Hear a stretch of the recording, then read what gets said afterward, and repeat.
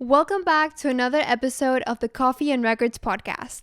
For today's episode, if I were you, I'd take out a pencil and a paper or take your notes app out because you're going to be learning everything about marketing artists from an artist perspective.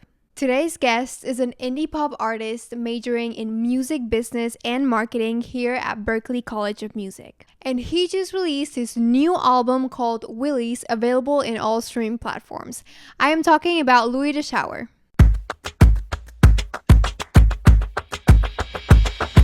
How are you? I'm good. How are you? I'm good. Thank you for having me. Thank you for being here. Of course. I'm so glad I get to sit down today with you, especially because your album, Willies. Willis, yeah. It's out now. Yeah, Willis is out now. It's kind of like scary a little bit, just to like think of like the time, and it's like, you know, it's a project, something that you put together a long time and everything like that, and to like have it out, it's like a big relief, but at the same time it's like, okay, what now? Because you're like, you feel like you've been working on this for a while, and then all of a sudden it's like, shit, it's there. So yeah, I don't know, it is cool though. I'm really happy, really proud. It went out tonight. Yeah. And what did you do tonight to celebrate? Last night I didn't do much. I mean, we arrived last night in Providence at like 10:45, got picked up by our friends. Had like a one drink, and then I was like, dude, I'm tired, I gotta go to bed. So we're gonna try and celebrate tonight. Maybe go to like Bijou or something like that, go out here, because like we haven't been here, so yeah. Well, that's really good. Well, I want you to like talk to us about the process of recording an album, especially because this is your first album, right? Yeah. And like, when did you start, and when did you decide you wanted to record an album, and how was it overall?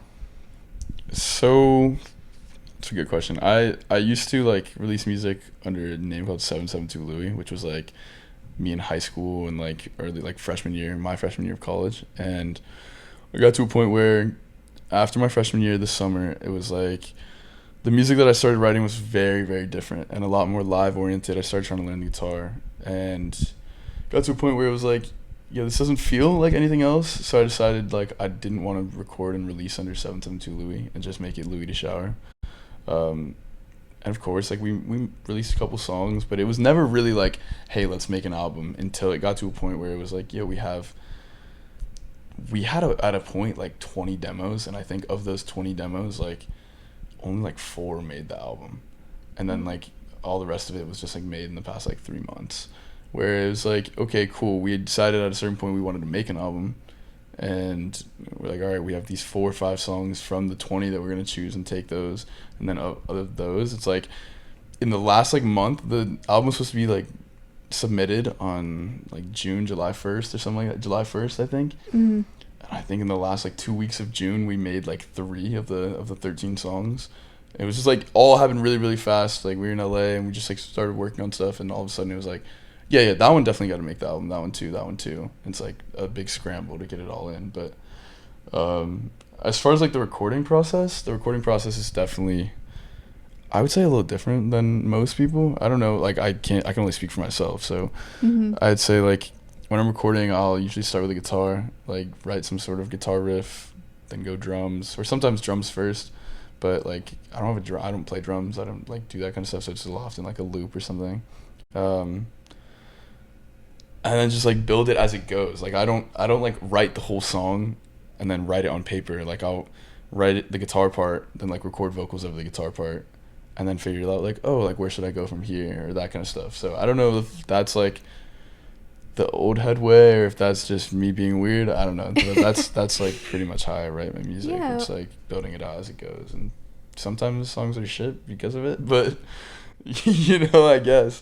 But yeah, that's pretty much it. I feel like sometimes I used to write songs when I was in high school. Yeah. I feel like sometimes you write like a million songs, and out of like the million songs, just one, it's like, okay, this one's good. Yeah, I mean, so practice makes perfect. Yeah. So like, it's you know, you're gonna write, if you do like quality over quantity or quantity over quality, I mean, either way, you're still gonna write a million things. Mm-hmm. And like whether or not you write 1,000 verses for one song or write 1,000 songs, that's still 1,000 verses. Like, you got to just kind of take it as it goes. So I don't know, I think there's like certain times where you write something, you're like, yeah, that's shit. But there's also times where you write something, you're like, wow, I really, really fuck with that. But, you know, having people around you that you trust, that will sit there and be like, that was pretty bad. Like, you should probably rethink that part right there. And it's like, okay, cool. Like, I respect you. You respect me. It's not like I'm gonna like crash out because you're like, I don't fuck with that. Cool. You don't fuck with it? All right, cool. I get it. I trust you. So, yeah. And when you say we, like, you're saying who, like, the people that are working with you? Yeah, so I think it's pretty, like, naive. Like, a lot of people always say, like, oh, like, Drake has ghostwriters, these people. But, like, you know, once you're, like, in the music industry for a little bit, you start to realize everybody has people that they write with. Like, Kendrick Lamar doesn't write these shits alone. Yeah. Like, everybody has a team. So, like, my team is pretty much just, like, me and my two best friends. So it's me, Alex Albertini, and Jack Ryan. Was for a long time just, like, pretty much me and Jack writing. And then, like, Alex got really close with us. And, like, it's funny because I think at Berklee, like, everybody tries to make friends through music. And, like, none of my best friends became friends with me, like, because of music. Like, Alex and Jack and I, we all met, like, playing soccer, like, at Carter Field. Oh, uh-huh. Didn't even know what he played. And then up until, like, a year ago, we, like, started working on music together. And it was like, oh, sick. Now, like, Alex does a lot of, like, mixing and mastering. He's, like, really good at that kind of stuff. He also produces. Jack, like, songwrites, also does a little bit of producing, does, like, a lot of film scoring stuff. And then, like, I write everything in and around that, I guess. But yeah, I don't know, it's cool because it's like we kind of complement each other. I mean, where I lack, they both play keys really well. I mean, Jack plays drums, where I lack in, like, my guitar playing, which I'm pretty shit. I'll, like, write an idea and then they'll have to re-record it because I'm off beat. I'll be like, oh, sick, bro. Like, they're like, dude, you're off beat. It is what it is. So yeah, but so yeah, that's like, would you say, like, your team, like, you get together with these people and you record your songs, or like one of us will be alone and we'll think of an idea, send it to each other and be like, yo, what do you guys think? Like, I want to start making this, and then, you know, if we all mess with it, then it's like, yeah, cool, and we'll keep working on it and keep going. So that's really cool. Yeah. And where do you record this? At the Berklee studios? Actually, I've recorded at Berklee Studios, like, once. There are, like, four songs in the album that have, like, live drums, and, like, we went and get the live drums recorded at school just because it's, like, quality studio. Like, if I were to record drums in my room, it'd probably sound, like, horrible. So Yeah. But yeah, I mean, most of this is recorded in my room, like, in the comfort of my bed, where I'm sitting there and I just, like, have the mic like this, I'm playing the guitar like that. So really? Yeah. So you're saying that the, like, I don't know, the guitar of one of your songs of your album was, like, recorded at home? Yeah, almost all of it, if not all of it. Yeah, I mean, honestly, like, it's not that different than what you're gonna do in a studio. If you are playing an electric guitar, you take the microphone and you, like, drape it, like, through the little handle on the top of the amp, and then, like, drape it down, which is what they're gonna have you do at a like, venue. If they mic up the amp. And then if you do an acoustic guitar, you either, like, you can do multiple. You can do, like, a stereo mic, and you can put, like, a mic at the, like, close to the head, and then, like, one at the body, and then one, like, halfway through the fretboard. But at the same time, it's like, I don't do that. I just do one, and I'll do, like, a left take and a right take, and then put them together so that they, like, kind of contrast. Because, like, I'm super shit at guitar, so, like. So you fix it. No, I mean, like, no, literally, like, I like the fact that they are somewhat different from each other. Like, if I do a take and it's like, okay, cool, it gives it a little bit of color. I think if they're not, like, the exact same, when they're the exact same, it's like, okay, cookie cutter. Like, you know, you want to stay away from that kind of stuff. I think, at least in my perspective, I feel like it's like, you know, the imperfections are what make your music you. Yeah. So, or yours. Very, make your like, music yours. Unique. Yeah, exactly. So yeah, I don't know, as far as, like, that kind of stuff goes, I'm, like, way more inclined to do, like, the indie route, as far as, like, you know, like, you don't got to go to a big studio, even though, like, I have, and I, like, enjoy going to big studios, but it's like, you don't really need it to. You don't really need it, especially if you have, like, certain plugins that, like, you can substitute things with, or, like, you know, you have a good mixing engineer, like, they know what they're doing and stuff like that. But I will say, though, that, like, if your song sounds good raw, which, like, I don't barely use any plugins when I'm, like, recording my demos. It'll literally just be, like, pan and maybe reverb, which is if I'm, like, feeling up to it. Like, a lot of times I'm just lazy and I'll slap everything together with just panning. And usually they don't sound like that far off from like what the actual song sounds like. So like in theory they'll put a compressor, they'll put a EQ, and they'll put reverb and maybe like fresh air or something like that, and that's like a vocal chain. Sick. I mean, like it's indie music, so it's not like it's like super complicated, that kind of stuff. But yeah, I don't know, I tend to like prefer to stay that direction. Yeah. Sorry, I'm yapping. No, it's fine. That's what we're here for. What is now that we're talking about like you recording at home and everything, what is like, would you say, the biggest challenge that you've had to face in the recording of this album? I would say time, honestly, like having time to like get together with the people that are basically your support team, like your friends, your team. You know, obviously like time is money, and like trying to coordinate with classes, with, you know, other obligations, stuff like that, to try and like stay on schedule. And like, you know, it happened multiple times. We'd have to like push things back and be like, you know what, like we're not going to meet this deadline, and this deadline we're not going to meet, and like trying to set realistic goals and get things done. It's like, I think I'd say time, just because it's tough. Like we all have our own stuff going on, and like if I could sit here and drop everything and just be like, yeah, this album's gonna make me $500,000 right now, that's a pretty good reason to drop everything. But like I can't like make that promise to anybody right now. Yeah. So that's I don't know, that I'd say that's the biggest one. Time for everyone. Yeah, because we're all busy. We're all and I know we're all, and this is something I talked to about with a lot of people. Like, it's just, you don't have time for anything. No, literally nothing. It's hard to coordinate your life. I feel like I go in like phases of like creating versus like wishing I was creating. I don't know if that makes sense, where it's like I'll make a song and I'll be like, or like we'll make the song, get it all like worked up and everything, and then all of a sudden it's like, okay, we're in promo phase.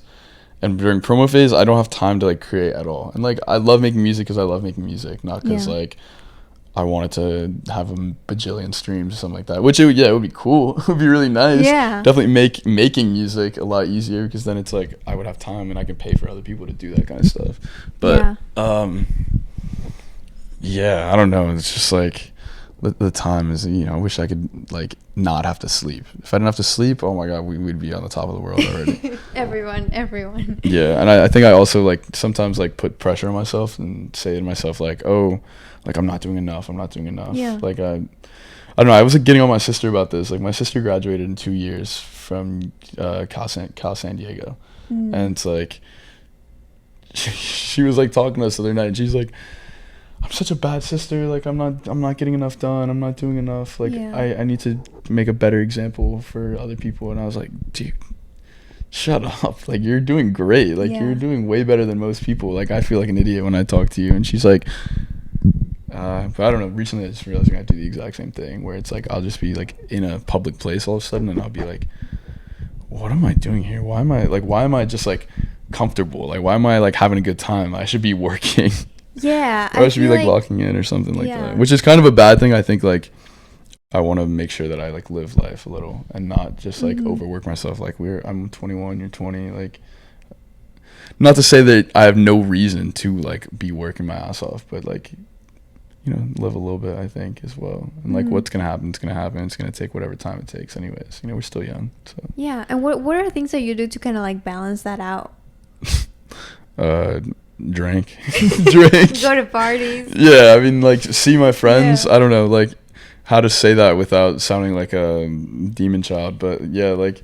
But you were young. Yeah, I think trying to go out and like do things that are fun. Also, like finding, you know, surrounding yourself with the right people is obviously a really big one, and people that like you don't get sick and tired of.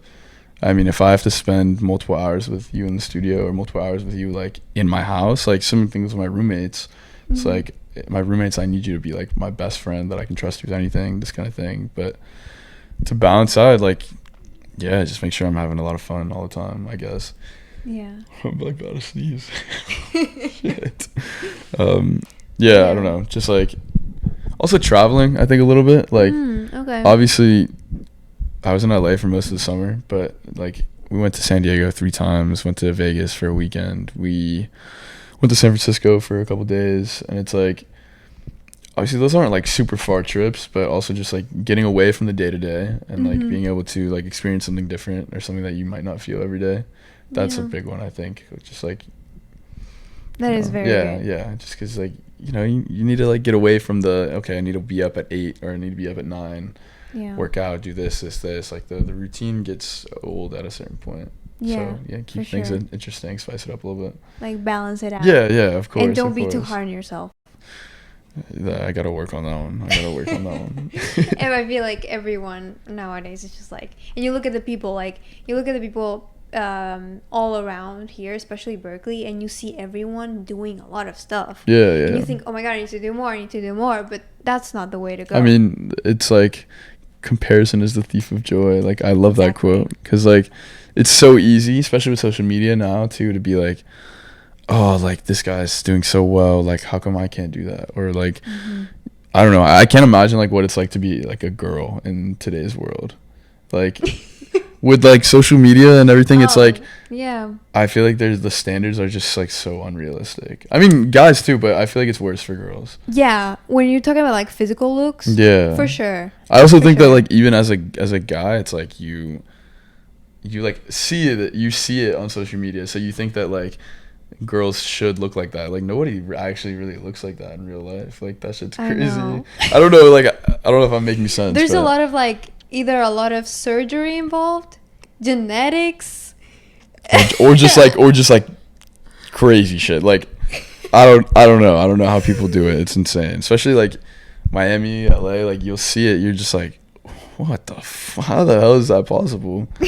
But yeah, that kind of stuff, I think it definitely makes like our generation is like kind of fucked with that kind of stuff. It's like just comparing yourself constantly to be like, oh, I need to look like that in this amount of time. It's like, that's not healthy, pal. It's not realistic. Yeah, and it's not good for your mental health either. No, it's not. It's not. So like trying to stay grounded with that is, well, now that we're talking about social media, I first wanted to tell you, and I feel like I already told you this, that I admire your marketing skills. Thank you. Appreciate so it. much. Thank you. Because, and this like happened, I get to actually know you as an artist like more than a year ago, I think, when you released your single Missing. And prior to that single, like the rollout of that single, I don't know what you did, like you posted every day, you were in social media, like every day I'd see a reel of you doing whatever. Some dumb shit too. With that song in the background, right? So you, like, seriously, like your chorus was in my head even before the song was released. And there was one day, I can't tell you this, I was in my dorm and I was like singing it, like, where's my baby? And then Duda, which is my roommate, she looks at me and she's like, are you singing Louis' song? And I'm like, oh my god, yeah. Because, like, you know, it was every day, you were super consistent. And so I really admire that. And you are here at Berklee, you're studying music business and you're focusing on marketing, right? Yeah. And so I want to ask you exactly, because you're an artist and a lot of your job is doing the creative work, but still you chose to focus on marketing and music business. And I want to ask you, why do you think that was a good choice? I think it's definitely, like, I wouldn't say it's the path for everybody. Like, it's definitely I think in a lot of cases that could drive you into just like saying like, screw my own personal music. I don't know if that makes sense. Like, going into music business, you're going to be the only, if you are an artist, you're going to be probably like the only or like one of like 3 kids in your class who like still is trying to like actively do music. And oftentimes it can be like kind of like you feel like you're like not attacked, but you feel like you're kind of like a target in the room where people are going to like find a way to I don't know, I really know how to explain it. It's just like, it's tough because to stay on track with like what you want to do, and like the projects are not really like catered to like applying it for yourself. Like, I took a principles of marketing class this semester, and like it was much more oriented towards like businesses, which of course, like if you're an artist, you're you are technically a business, and you got to think about it like that. Yeah. But it's sometimes hard to relate one to the other. And then of course, like, you know, you get experience like working with other kids in like team settings.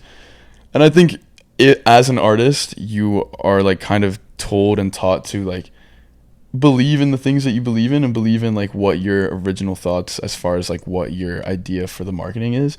And oftentimes it's like, fuck, like I wouldn't do that way. But of course, like, you're in a team, so you kind of have to just like take a backseat and be like, okay, cool, like I'm gonna do this. But I think marketing is a lot more just like put yourselves in, like take a step back and don't be you for a second, and try to like look at the video and or whatever it is, like if it's an ad or something like that, like look at the video and be like, would I watch this for more than 2 seconds, or would I scroll? Or like I don't know. I think with missing is like kind of an outlier. Like it was really easy to promote. And it was like, yeah, I would post every day, and I think I like mixed in a good amount of like me just talking, or just like me trying to be like myself. I don't know, the algorithm has changed a little bit, and it's definitely like really difficult. It's gotten really difficult to like promote your music, and like the algorithm isn't necessarily like promoting things the way that they were back then. Okay.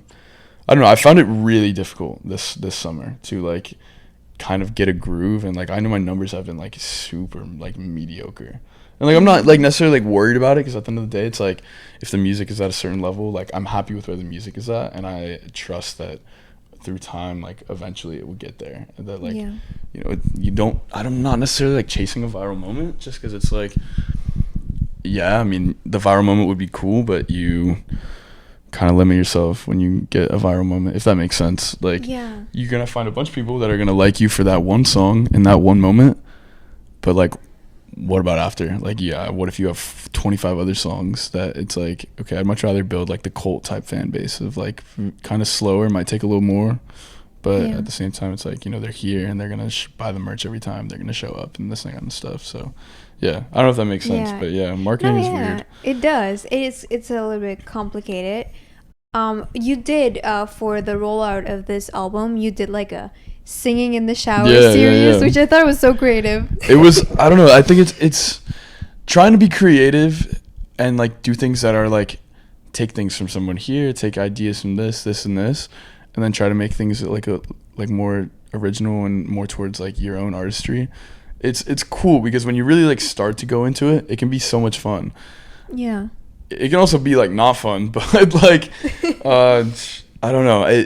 It's like captivating, I think, when you do cool stuff, and like you obviously like as an independent artist, all of a sudden you have to be artist, songwriter, like script writer, videographer. You have to start understanding like all these other different facets of things, where I'm looking at like aspect ratios on the camera and I don't know what that means. Like I don't know what any of that means, and I'm just like, yeah, this looks good.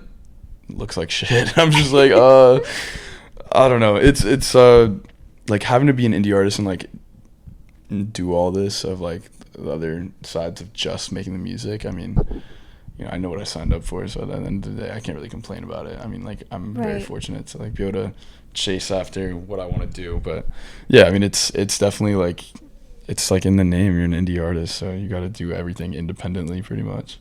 Yeah. But whatever. Yeah, the sing in the shower, sorry, I like completely dodged the question. The sing in the shower was like kind of like an idea with my manager and I, and he was like, I had like a you know, like a broadcast channel on Instagram.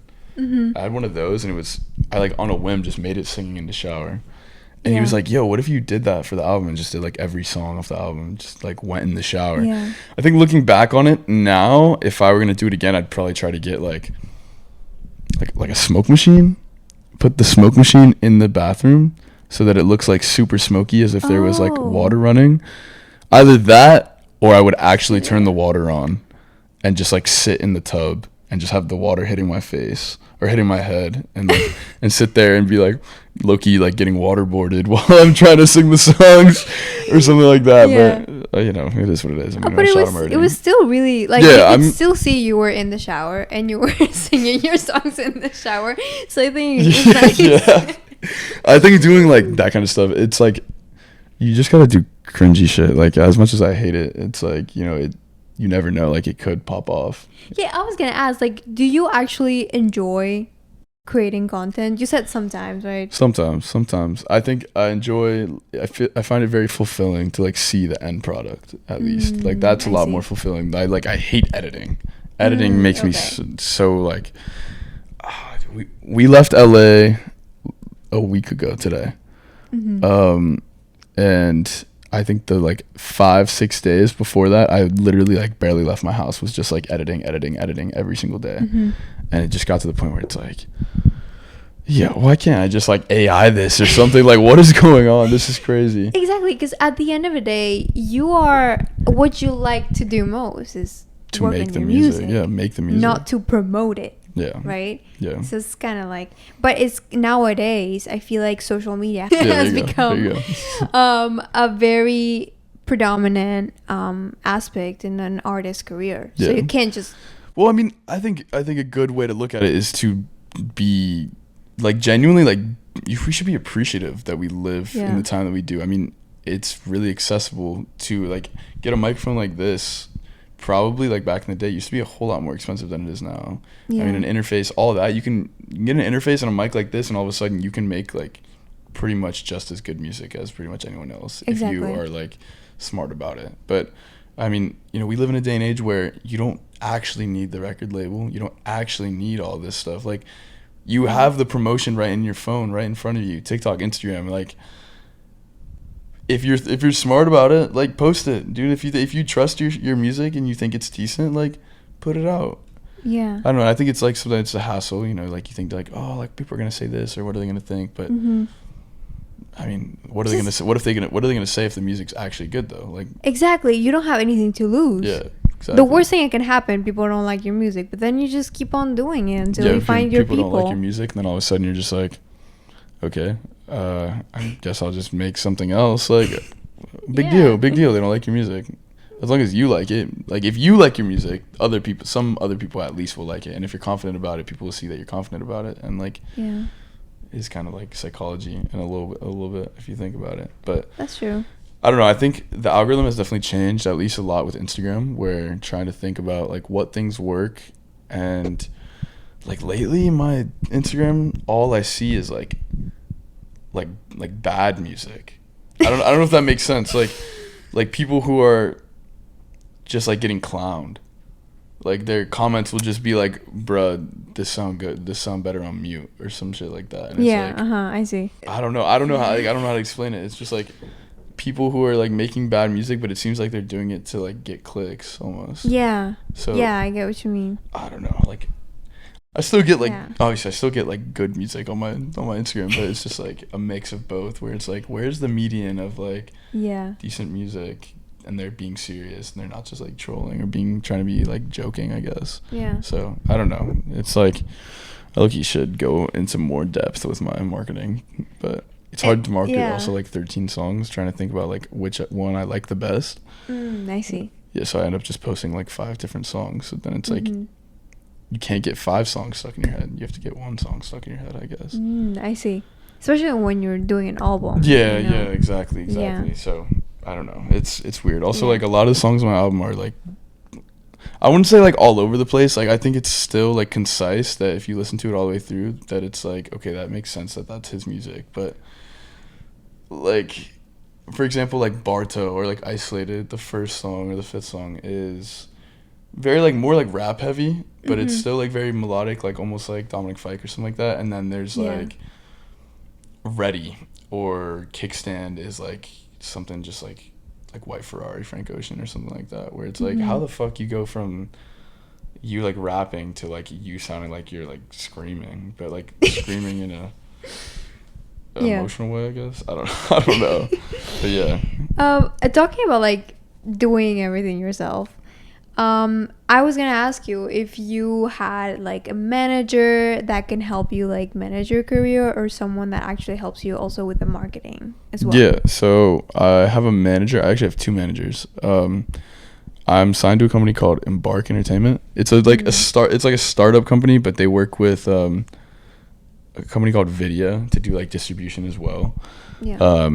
So one of my managers is named Jolie Maxwell. She's like based out of New York or Connecticut, really, but and then the other one is Reese Poston, who got, like graduated from Berklee, and like both my managers are like 23, so they're like pretty young. Oh, okay. But they manage like me and another band, and Reese is in LA. So it's like I met Reese in his senior year of high school or senior year of college, and I was like a sophomore. It was like right when I was releasing Missing, and he was like, "Oh, like I've been seeing your song." Like we met at like some like Berklee event, and he reached out to me like maybe like 2 weeks later and was like, "Yo, we should hop on a call. Like, would love to like work with you in the future." And they were basically managing me for free for like 8 months, 10 months. They like just wanted to see where I was gonna go with it, and after a while, they were like, "Yo, like, how would you feel about like signing?" Like, we're like, I'm not making money for them just because it's like in our contract it says something like they'll take like a standard management fee or like standard percentage based on my like gross after I reach a certain like monthly wage, I guess. Like if I'm making like $2,000 a month, like yeah, they'll take like 10% or something like that, which is pretty standard, I'm pretty sure. So like yeah, I don't know. Once we get there, we'll come across that at that time. But yeah, they help me a lot with marketing, and they'll like send me things and be like, "Hey, you should try this and that." I mean, they obviously they can't like make the songs for me. They can't like do the marketing for me.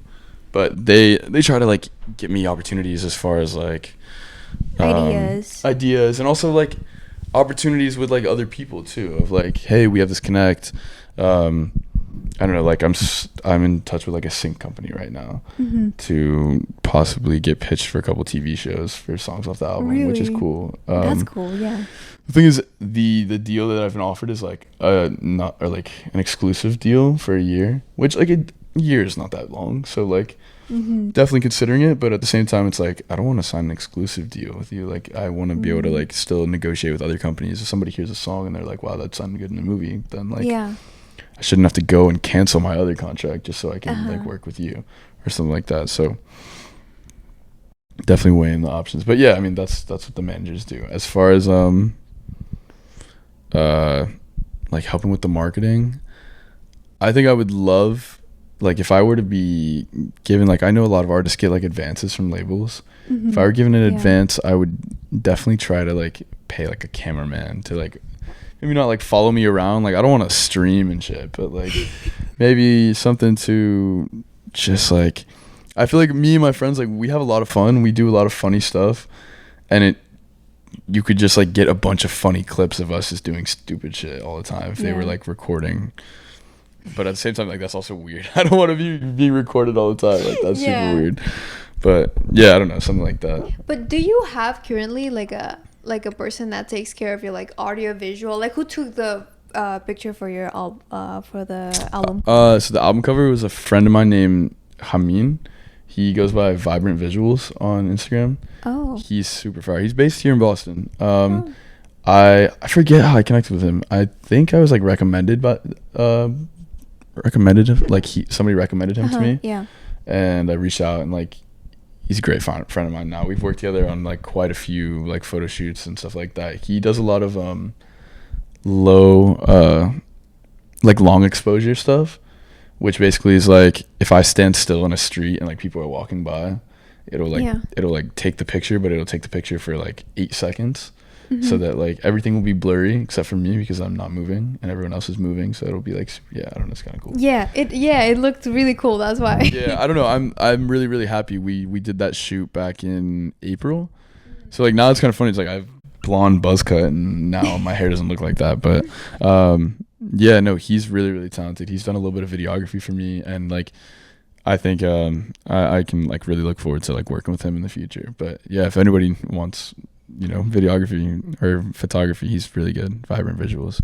But as far as like marketing team, like like most stuff is me, or like Alex, I drag him into like film me most of the time. I'm like, "Yo, can you record me real quick?" He's like, again. But what I like about your videos is that they're like so relatable, I try to make them like, and also like sometimes the things that you write on the like reels, it's just like, and I think that's what attracts people. I also think that at a certain point, a lot of people on Instagram are like trying to like shove the music down your throat or like in your face. They're like, this is my music, listen to it. It should be like more of like a casual thing of like, maybe like, oh, I wrote this about this and this is like the feeling around it. Or you don't even have to say this is my song. You could literally just be like, you just found me, I'm trying to make it, or I'm trying to like get this. I mean, people love a story. People love a story of like, oh, I'm trying to escape the 9 to 5, or I'm trying to like, I just quit my job, or I dropped everything to try and go and pursue this. Like people love that, especially like if the music is decent. I mean, I don't know, I think it's cool that to like, so especially when you start seeing like results. I mean, TikTok algorithm is like really different now too, where like TikTok right now is like, you just found an indie artist who's small enough to respond to every comment.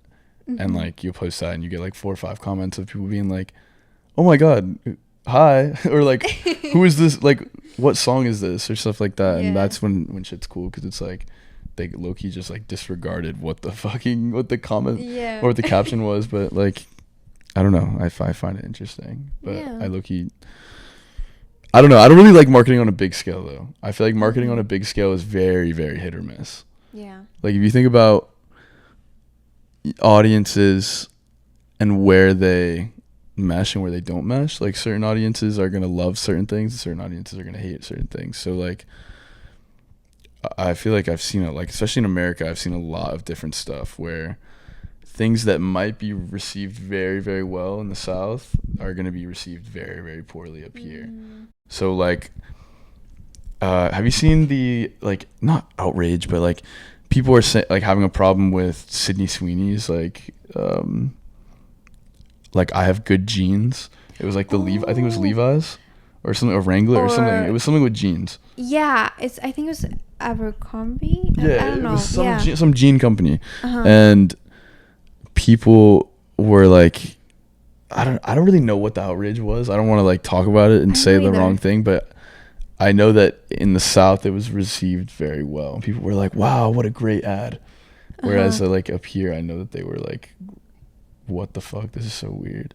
Wow. Okay, I don't know, the demographics like, there, it's just like they play a very important role. 100%. Also like political stances and like how people feel about certain things. I mean, you know, things are very, very different across the country, and like driving across the country has made it very, very obvious, where like you drive through Texas, you drive through Georgia, you try to compare that to California, or even like New England, you try to compare those two. It's just like not comparable at all. Like a Sunday in a small town, like we stopped in Athens, Georgia. A Sunday, like half of the school is going to church on a Sunday, and like that's not like a dig at like anyone being religious or anything. That's more just like that doesn't happen culture. Here that doesn't really happen. Like if me and my friends go out on a Saturday night, like I don't think I know anyone that's going to church the next morning. And that's not because they may or may not be like religious or something like that, but that's just like, it's not really like engraved into the culture up here. I feel like, I don't know, I could be wrong. There probably are people that do, but for sure. I don't know. It's kind of a weird thing when you start to like look at it based on that kind of thing, and how you can relate it back to marketing and other things like that. Yeah, for sure. I want to like go back a little bit about like just talking about your music. Would you say the favorite song you ever wrote? Like that's tough, because I think there's like the music that I make now, and there's also like music that I made when I was like a kid. I don't know, probably Suit and Tie. It's on the album. It's, for me, it was like one of the first songs that I like produced myself, like played the guitar on, and like I did that. Even Sheep, I really like Sheep a lot, which is like on the album as well. I think that most of the newer songs feel a lot more like I feel a lot more connected to, just because of the fact that like I made them from scratch, and it wasn't like, hey, I have this idea, can you do this for me? Where like I feel like I've gotten to the point now where it's like, okay, I make something from start to finish, and it's like all me. And like I don't know, I feel like that sounds like low-key egotistical, but it's like it gives me like a certain like connection to it, if that makes sense, where I'm like, oh, like I know exactly where I was when I like had that emotion or like felt that way, I guess. So these songs, what is the story behind them? Because I mean, okay, that was way too personal. Like maybe I'm assuming you're writing like the songs from experience or yeah. Or, you know, what is your inspiration for them? I'd say like try not to live a boring life and put yourself in situations where that's probably controversial. Like I try to like do and just like do a lot of things and not it gets me in trouble a lot because I just like end up like making a lot of mistakes and doing a lot of think before doing things. Yeah, I mean like not in like I don't know, not like a crash out way, but like yeah, I mean I'll be the first to tell you like I'm an idiot. Like I do a lot of things that I probably shouldn't do. And like honestly like I'm okay with it. Like I don't like hate myself. And I think like music also is like a cool outlet to like be able to like be introspective and say like yeah, I know I have a lot of like things that I do that I probably shouldn't do and like try to be honest with myself and be like yeah, I need to like work on these things. And like with music it does like definitely help me, but yeah, as far as like writing them, I'm usually like I don't know, like if you knew the stories of the songs, you'd probably think like half the songs are like diss tracks.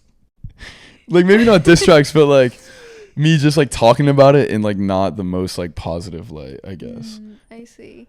But like it goes both ways. Like I could talk about myself. Like there's a bunch of songs where I talk about myself as if like I am the problem, and like I probably am in a lot of those situations. So, yeah. I don't know. I'm not gonna go into the like the details, the specifics, but yeah. I mean, everything we need to know, it's in the songs. So. Yeah, if you I mean, you could probably figure out everything if you really wanted to like piece it together, but yeah. And there's like now people going through the lyrics be like but honestly like I feel like like I can tell that you write from like personal experiences and literally just like what you go through and what you're feeling.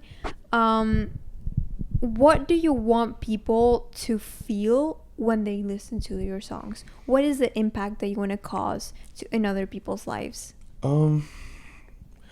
I think like as far as like listening to the song, I want people to like feel like maybe not feel how I felt when I made the song, but like at least feel like the rawness and like the just like it's there in your face. Like that is the emotion and that is how you should feel when listening to this song. I would say like on like a bigger scale, I would say to like be like unapologetic almost, just like be who you are, be who you want to be, and like if that I don't know if yeah, I guess just like be who you are, be yourself, because at the same time like you're gonna have a lot more fun hanging around and like being yourself than like trying to be somebody else. I think like most people go through that where it's like you're in high school and you're trying to like people please and just like have like more friends just so that you can say you have more friends. So like you don't really need all that. I don't know. I think like with the music itself, it's like I try to just like put out honesty, and sometimes I am too honest, but but it's good because it's reality. I feel like you have like this brand that is kind of like also your identity, you know. I feel like you're like very, I mean, you can tell me if I'm wrong. No, you're like spot on, I think. But it's like, because a lot of artists, I see that they have like this brand, which is good, right? And then, but sometimes they kind of need to separate themselves from the brand, you know? Like, I don't know, Lady Gaga, it's like a whole thing, but then she's also like a person. Yeah, I know what you mean. Yeah, and I look at you and I'm like, yeah, but that's him, you know, that's all him. I think I honestly like I appreciate that. I think I try to just make it like easy for myself in a way to brand myself in the way that I just am. Like some people don't like it, but I know that like what you see with me is usually what you're gonna get. Like yeah, I'm like pretty loud. I like go to parties. I like to have a good time. And you know, some people might not like that. That's cool, I guess. But yeah, I think like even with the music, I try to like make it seem and like put it in the way that is like as if I were just gonna tell you the story, or if I were gonna like put it in your face and say like, hey, this is like who I am, or like this is the dumb shit I've been doing this week, like like very transparent. Like we all got our issues, like I got nothing really to hide, and at the same time, like if it's cool, not me being an idiot is not cool, but like if it like sounds cool and it's like a raw feeling, like it could be a lot worse. It could be like, I don't know. Yeah. I don't know. But yeah, like you're definitely right about like the brand thing, because I mean I've had like a couple people say that to me, as like, oh, like you don't have a persona, like that is just, you are exactly the way that you like come across, as like not really like giving a shit about like most people and what they care about, not in like an asshole way, but like if somebody has something to say, and it's more just like a cool, bro, sick. So just trying to be like unapologetically me and just be like comfortable in my own skin, basically. I feel like by doing that you're gonna end up attracting the people that you're meant to attract. Right? I would hope so. I mean, like, I think so. Hopefully authenticity can attract authentic people, so that would be ideal, I would say. But yeah, I mean, that's like what the goal is. So you mentioned before to me that you are from Florida originally. Did you grow up in Florida? Yeah, I grew up in Vero Beach, Florida. Shout out 772. It's kind of a cool area. It's like a little beach town, and it's, I don't know, compared to any big city, it's tiny. It's like on the East Coast, like 2 hours from Daytona, 2.5 hours north of Miami, hour and a half from Orlando. But it's like, you get a lot of everything there. There's like the demographic compared to like here, even like the West Coast is like super white, super black, super Latin. And then like nothing really else. Like, I think I knew one Southeast Asian family, and then I think I knew like a couple like Asian families from like mixed descent, really. But I mean, all my friends growing up were either like a lot of like Caribbean, so a lot of like Haitian, Jamaican, obviously a lot of white people, and then like a lot of like Hispanics, so like Puerto Rican, Dominican, Mexican for sure. I don't know, Vero's cool though. It like shaped who I am a lot, and I think that people kind of get crazy there. Like they go hard, they party really hard, and like I've talked to my sister about this, and like to this day I think some of the craziest things I've ever done like were not in college, like in high school, being like 17 18. Damn. When did you actually start getting into music? I was in 8th grade. I love this one, because it's like everybody at Berklee is like, oh, how'd you get into music? It's like, I took guitar lessons when I was 3. Like, nah. That's literally me. Yeah, literally. Like, what's guitar lessons? I was playing, like, I played a bunch of sports. So I played basketball, football, and soccer. And I was in 8th grade. One of my teammates is like one of my best friends. He had beef with this kid who was like 3 years older than him. And our other friend, his older brother, was like trying to be a producer or like a beat maker. And we like went to his house after school. We're all in 8th grade, and we start making this diss track on this kid. Like, I'm talking about, this diss track was very bad. Like, it was not good, but it's like very disrespectful too. This kid like saw me at the movies, the kid that he was like dissing or beefing with, and he was like, yo, that was you on that diss track, right? And I just remember being like, yeah, but it was a joke. Like, I didn't mean it. Like, we didn't mean it like that, bro. I'm sorry. He's like, don't worry about it, bro. And like, he was also like, he was old. Like, I was maybe 14, 13. He was like 17. Right. But yeah, I ended up like really liking it, like making music. I was like, oh, this is so fun. So I just like used to like rap all the time. And I would just make like little like stupid rap songs. They were not good. They were not good at all. I don't think they really started getting like halfway decent until like junior year of high school, where it was like, okay, these are not that bad. But it was always a hobby. Like, it was never really something I did like all the time until my senior year.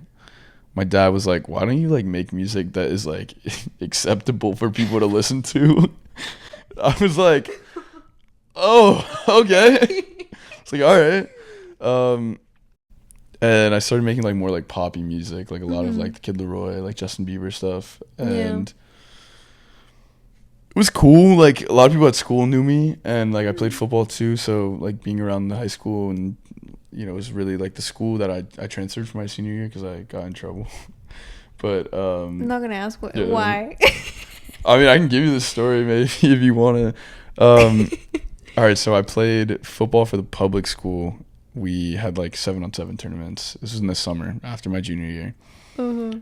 I was like probably in line to be like the other corner on the other side. So there's like 2 cornerbacks. Mm-hmm. Those are the guys that guard the receiver. Yeah. We'd just gotten back from Florida State camp, and I think I had like 4 interceptions.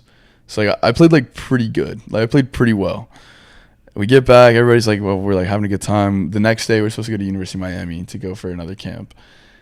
Me and my best friend at the time, this kid named James, we're friends with another kid named his name is Dre, but we call him Dre. His name is Van Dravius. Oh, okay. He lived in Fort Pierce, and when he was like, yo, like y'all should pull up, like come smoke, like we can smoke before we leave in the morning. We drive to his house, we're smoking, we're like hotboxing my car, and we're sitting in this like baseball parking lot.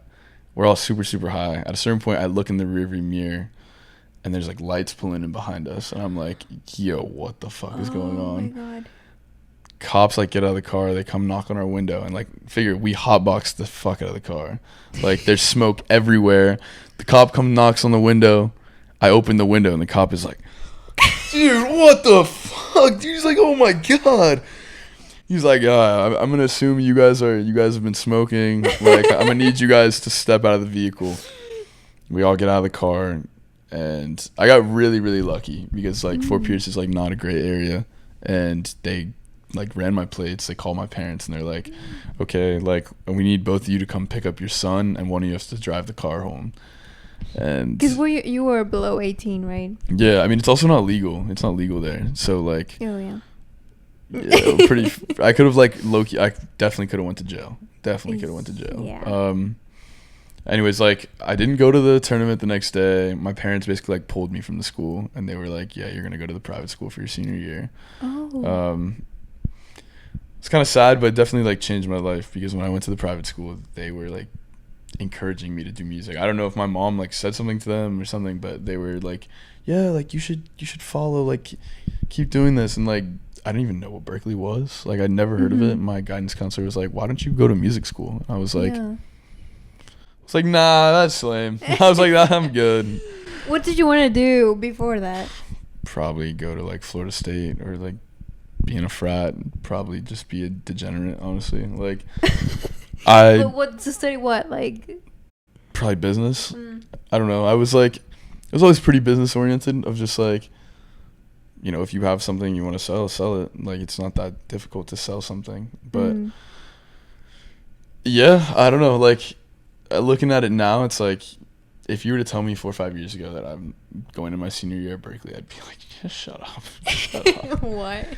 I'd be like, yeah, never in a million years would I be here. But here I am. Can't really like say anything about it now. But yeah, it definitely feels surreal, I think. That is interesting. But you never took like one single music lesson. You just I did piano when I was at like 6. Like my mom forced me to do piano lessons when I was 6 up until like 15 or 16. But from like 13 to like 16, I like would never practice. So I would go every week to like the lesson, and they would be like, so did you practice this week? And I'd be like, nah.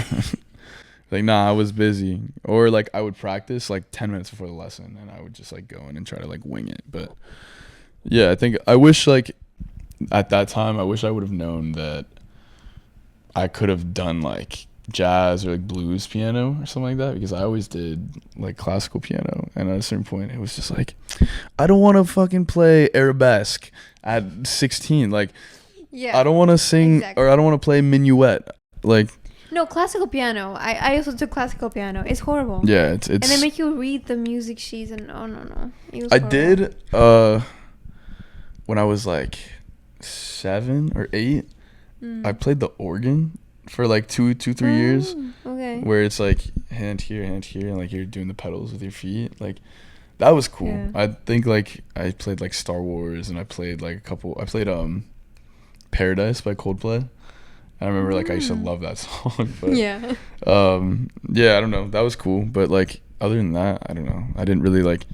There was nothing telling me to like write music ever. And then I remember I tried it and I was like, this is fire. Like I should do this more often. Yeah. So like experimenting with like auto-tune and GarageBand, and it's horrible, but you know, at that age you're like, no way I can make myself sound like that. Like I know, yeah. I know that experience. literally like back then I would take like Apple headphones and I would like take the little mic and I would be like, Yeah. la, la, la, la, la. Like I was recording on literal Apple headphones, and it's really funny to think about now just because Yeah. what the fuck. Like I don't know, I think it's hilarious to say like, oh, I got started making diss tracks and now I'm at Berklee College of Music. It's funny. But what would you say is like your biggest inspiration to probably my dad. My dad's from Belgium, so he came to America when he was like 18, worked like a bunch of like pretty mid jobs. Like he was like a truck driver for a while, but he always like worked in produce, which is like, you know, like cucumbers, tomatoes, like a lot of like vegetables and fruits and stuff like that. And like seeing how he like grew to like start his own company, and like he's since like had to shut down his company now just because of like tariffs with Mexico and stuff like that. But he works really hard, but he also like he lived and like he had kids like fairly late. Like I'm the oldest, and when I was born he was 44. But like to see how he like lived his life, and then, you know, it was like, all right, now I'm like ready to be like a father and like be very family oriented, and like I really am inspired by that. As far as music goes, he doesn't really inspire me much though. He doesn't give me much inspiration. I don't know. Who would you say inspires you in music? Definitely like Dominic Fike, Mac Miller, McGee, Dijon, Malcolm Todd, Omar Apollo. I'd say like those are like mainly my like favorite artists out right now. I don't know if have you heard of Boy Life? He's like kind of niche. He's kind of niche. No. But there's a guy named Boy Life. Do you know who Dijon is? No. Okay. I'll send it to you. I'll send it to you after. Yeah, send it to me. This guy used to work with this guy named Dijon, and it's all like kind of like R&B, but like very like weird, almost like weird experimental in a way where like the snare is gonna have like overdrive on it. Like, why do you need drive on a snare? But yeah, that kind of stuff. Very all over the place, and like trying different melodies and stuff like that. I'm also like very heavily influenced as a kid by like rap music and just like southern rap music, like not boom bap rap, not like West Coast, East Coast rap, like southern, like Future, Lil Baby, Young Thug, Kodak Black. Like I don't know if you know who any of those people are, but No. yeah, like all like very like southern, like Atlanta rap. I see. And yeah, I think that's like kind of what I grew up on. So I think my music is like a mix of like rap, rock, even a little country. Like a lot of people listen to country in my hometown, so it's like a little bit of that, a little bit of pop. Just like I think it's cool to blend all those things together and like pull things here and pull things there. So it's really awesome. The last question I want to ask you is, what is the main piece of advice you would offer to other people that are also pursuing a career in music? Definitely like believe in yourself. Like believe in yourself to the point where you almost seem like delusional. Like you have to be a certain level of delusional. Because like even if your music is not where you want it to be right now, doesn't mean that it won't be in the future. And it's going to be really easy when you're making mediocre shit for people to be like, look at him, he's ass. Like, of course. Like, people are going to say what they're going to say. Like, obviously, like I said earlier, don't try to compare yourself to people. But, like, you know, you gotta be a certain level of delusional. You gotta like really believe that you have what it takes, and like genuinely do. Like I feel like there's a lot of people who have the skills too, but are just lazy. Like some of my best friends, it's like, fuck, dude, like why are you smoking so much? Like you're literally ruining your voice, this and that. And like, you know, who am I to say that? Like I'll smoke every once in a while, but like, yeah, I don't know. Just like trusting yourself and being yourself. Honestly, like, have you seen the Bob Dylan movie? Have I think I with did. Timothy Chalamet. I think I did, but a while ago. Yeah. He says something in the movie to I forget her name, like Janie or something like that. He says like, oh, like you're trying too hard, and like it sounds stupid because it's like, well, obviously I'm gonna try hard. Like obviously if it's something I want to do, that I'm gonna try hard. But like to a certain extent, I think you definitely need to have like a mix of like stuff free flowing and like not trying too hard, and like mix it with trying, because it's like if you're gonna go out there and you want to write something specific, if you try too hard, it's just gonna sound like you tried too hard, and it's gonna sound like I don't really know how to explain that. It's just like it's gonna sound like you were just like trying to write something that sounded abstract. Like you're gonna say like your face is the sky or something like that. That makes no fucking sense. Like you're gonna try to come up with like a metaphor that's not even it. Like, okay. I think you can still be like very, very like in your face, but at the same time, like I don't know, there's certain things it's like you didn't need to do that there. Like right, yeah. You know, I don't know. It's a little mix of both. I think like trying to find a good median of that is cool. Like don't try too hard, but find a median there. I don't know. That's what I would say. That'd be my advice. It's kind of all over the place advice, but no, that's perfect. That's perfect. I feel bad. You were like, these interviews are usually like 45 minutes or less. Dude, how you fucking yapped. I yapped. Oh my god. No, but thank you so much. Of course. Thank you for having me.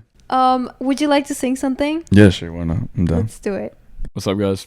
This is Sheep, track number 6 from my album Willis, and let's hope I don't fuck this up.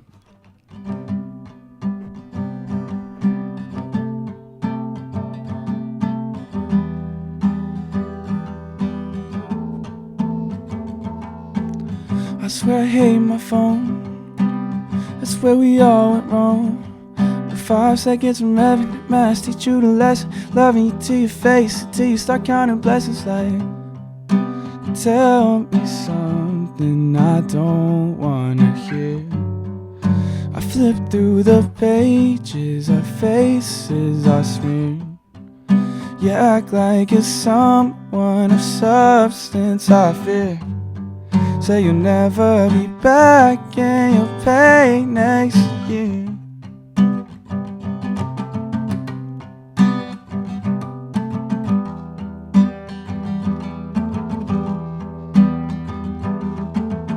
What kind of man did you paint me? Did you paint me to be? Act like you're fine, then you're crying, the blaming on me. Shut the door cause my head's in other places. Don't bandage up the pain that you've been facing. Oh no more, don't take it off. Cold floor, what you doing that for? My phone, that's where we all went wrong. 5 seconds from heaven, I teach you the lesson. Loving you to your face until you start counting blessings. Like, times I hate my phone. That's where we all went wrong. 5 seconds from heaven, I teach you the lesson. Maybe I'll make it through, maybe I get the message. Like, tell me something I don't wanna hear. I flip through the pages, our faces are smeared. You act like you're someone of substance I fear.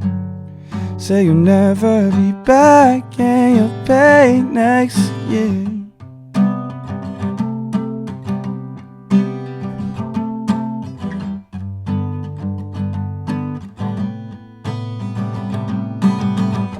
Yeah. Sorry, I fucked that up though. I'm not gonna lie.